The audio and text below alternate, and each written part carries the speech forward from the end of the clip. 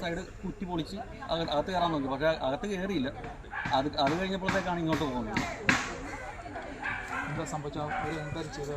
അവർ കടവിൻ്റെ സൈഡിൽ വിട്ട് വിൽക്കുക ഇതൊക്കെ ചെയ്തു. അങ്ങനെ അകത്തോട്ട് കയറാൻ ഒരു തടുക്കുണ്ടായിരുന്നു. ആ തടുക്ക് നിന്ന് കാരണം കൊണ്ട് അകത്തോട്ട് തള്ളി തുറന്നില്ല. ഞങ്ങളെല്ലാം കിടന്ന് നല്ല ഉറക്കമായിരുന്നു.